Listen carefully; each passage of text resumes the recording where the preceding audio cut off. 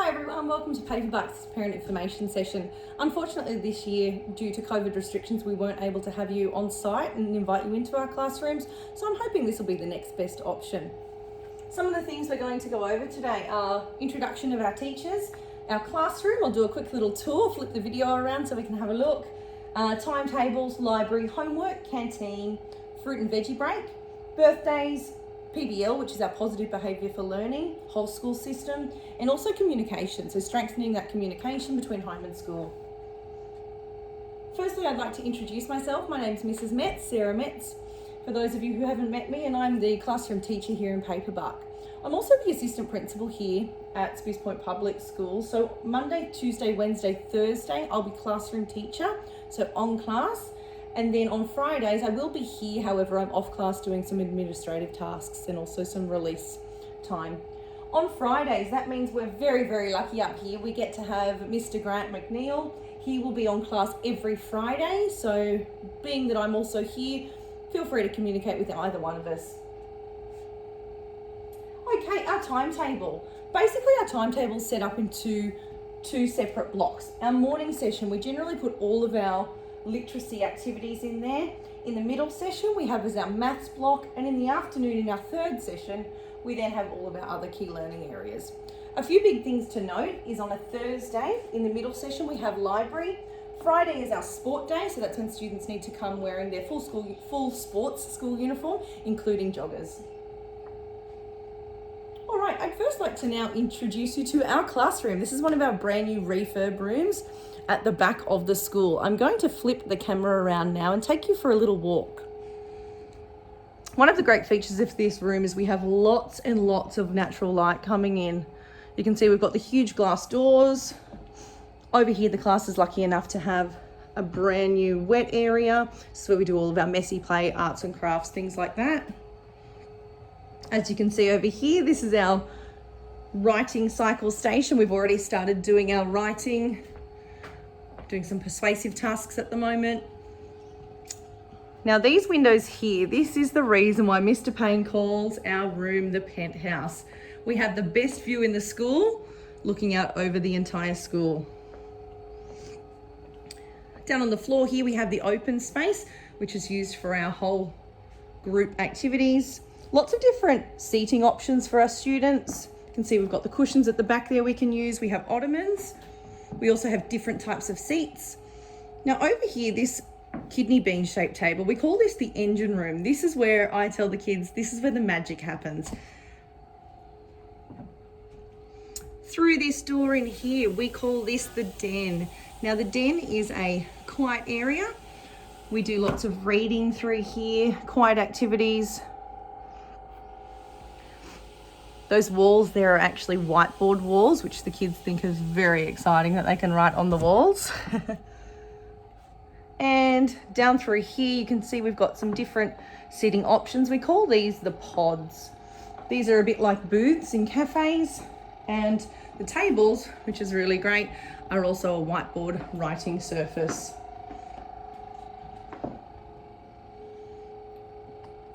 All right, so that's the tour of our classroom. Again, as I said, we're really, really lucky. We've got a brand new refurb room up here. All right, so in our literacy block, it consists of smart spelling, which we do an explicit lesson every Monday, and then we embed that through our literacy and reading groups throughout the rest of the week. We cover grammar, punctuation, and vocab. We have our literacy warm-ups, handwriting, writing, and as I said before, you could see that we already started our writing. Term 1, we're focusing on persuasive texts. And then we go into guided reading and reading groups. That's where the students work independently around the room while I'm pulling those small groups over to the engine room. All right, our numeracy block consists of maths warm-ups, explicit lessons. We use lots of hands-on materials here at school. That way we're actually able to see if students are demonstrating their understanding of numbers, how they use, and we're wanting them to think flexibly. That's our main goal in numeracy. Okay, now smart spelling. What I'm hoping is that when your children come home, they're able to tell you a spelling strategy that they use. We call here is spelling fingers. So for example, if I'm trying to spell the word play, my job is to say the word listen for those sounds, and each finger I hold up represents one of those sounds. So play, p, ul, a. We can hear 3 sounds in play. That's a strategy we always use here when we're writing. We ask the students if they're trying to spell a word, get your spelling fingers out. What sounds can you hear? Use our spelling fingers, then write down the sound that corresponds with each of those spelling fingers. So when you're at home, maybe you'd like to try that as well. If they're asking you all the time, how do I spell a word? Just say to them, have a go, use your spelling fingers first. Okay, so library, again, we are so very lucky here. We have our brand new library open and ready to go. Mrs. Hopton will be running our library lessons every Thursday. So can I ask that every Thursday we bring our library bags? If we bring our library bags, that means we're actually able to borrow 2 books per person. One of the things that we're making a little bit of a tweak this year too is our home reading log. Now, home reading is encouraged every night, but it's not just the children reading either to you or on their own. It's also, they could choose books from the library. You could read it to them, and that can be logged as one of their home reading books as well. So any type of reading is encouraged at home. Okay, so for homework this year, we've got 3 things that we're going to encourage.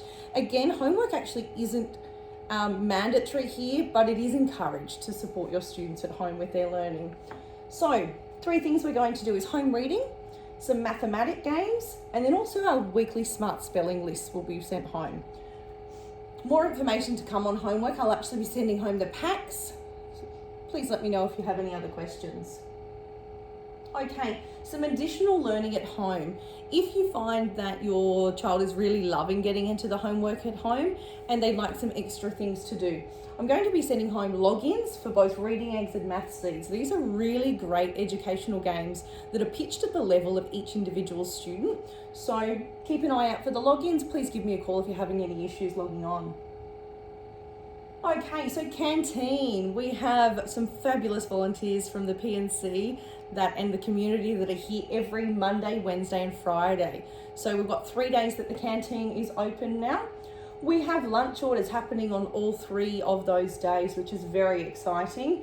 One of the new things that they've just launched actually as of today is the new online ordering app. There's more information to come on that, so please keep an eye out. But that's one of the really great things is you're able to now order online, pay online. It makes things lots easier, especially if you realize just that morning you've got no food at home and you're just wanting to quickly get that all set up. So keep an eye out for that information and give me a call or send me a message on Seesaw if you need some support setting that up.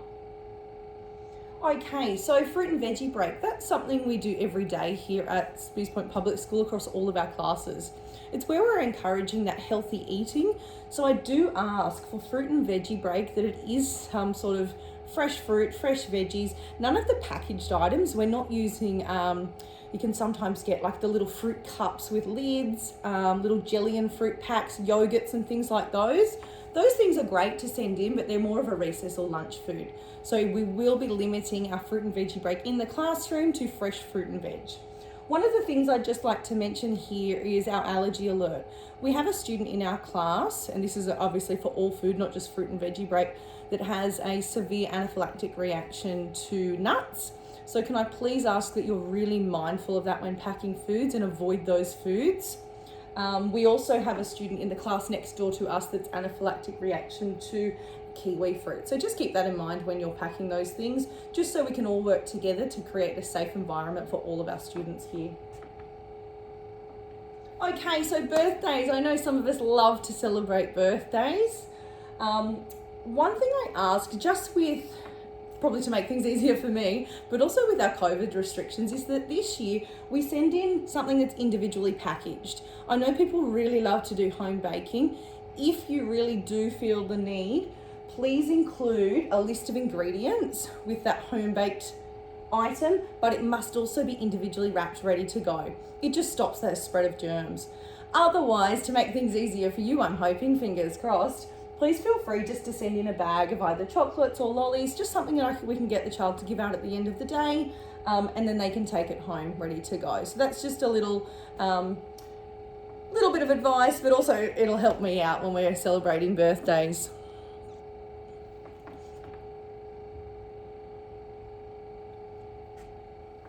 Okay, so absences. Those people that are new here to our school, just a reminder, it's actually the same across all schools, but if you're absent, please advise the office, give them a call, let them know they're not here, or otherwise send home a note the next day. One thing that you will please expect is if your child is off for 2 days or more, you will receive a call just so we can touch base and find out what's going on. One of the things to note too, 85% less attendance will require us to report that to the school liaison officer, but basically that is just the option for us to support you to get your child here to school more often. Okay, positive behaviour for learning. I will be sending home lots of information on this, but first and foremost, I'd like to introduce you to Mac. He is our mascot, our school mascot. You'll see him all around the school. Now, we have 3 different types of reward systems here for our PBL. We have fast and frequent, which we call our MAC money. That's something that I give out just to recognise outstanding behaviour, just when I can catch those students doing those little things, like it's an expectation when we're on the floor to show whole body listening.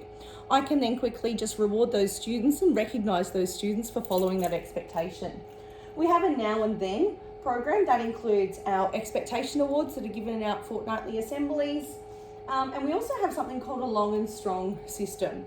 Now that's to recognise the students who are absolutely outstanding every single day of their schooling year. Again, I will send all of this information home because it is a lot, but if you have any questions, please let me know. Now I'm going to quickly move the camera just so I can show you one thing, and I know lots of parents have asked about this. One thing we use here in all of our classrooms, I think you can see that there beside the smartboard, is our plate system. So as you can see, we've got, down the bottom there, purple plate as well. All students start the day on green plate. Our goal is to keep them there on green or otherwise move higher. Now again, I'm going to send home information to show you what each of these plates mean, but one thing I do really want to mention is if your child comes home and says, I got on blue plate today, one thing that I stress here in our class is that blue plate isn't necessarily a bad thing. I use blue plate as that visual reminder. So they get 1 warning, 2 warnings, and then name on blue plate. What that means, and I don't know if you can see it here, but it actually says stop, think, do. It's that visual reminder for that student to stop what they're doing, think about what the right thing to do is in that situation, and then fix their behaviour. As soon as I see that behaviour eliminated, changed, fixed, or we work together to resolve the problem, straight back to green. So if you do ever hear your child come home and say, oh my goodness, I was on blue plate today, it's really not the worst thing in the world. We use that as a visual reminder. It's about having that conversation with them and say, were you able to resolve the issue? Were you able to fix the behaviour and get back to green? Okay, I'm just going to quickly take us back over here to finish off our information.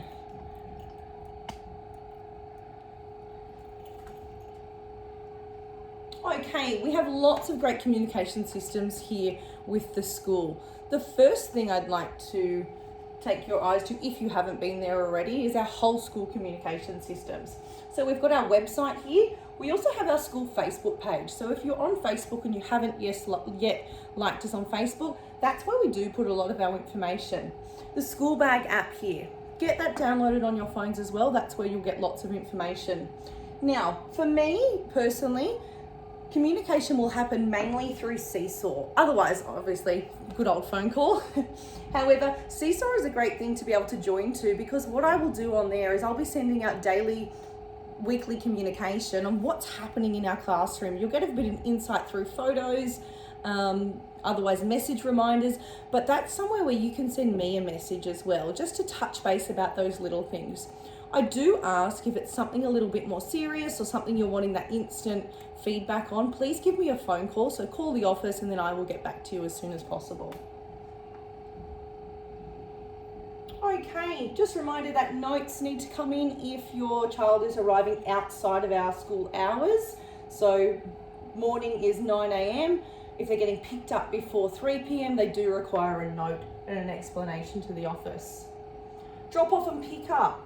Now, it's the same as last year, so what that means is we don't have any parents coming on site for drop off or pick up. So your choices are between the top main road or otherwise down at Bell Street where we have our kiss and ride zone.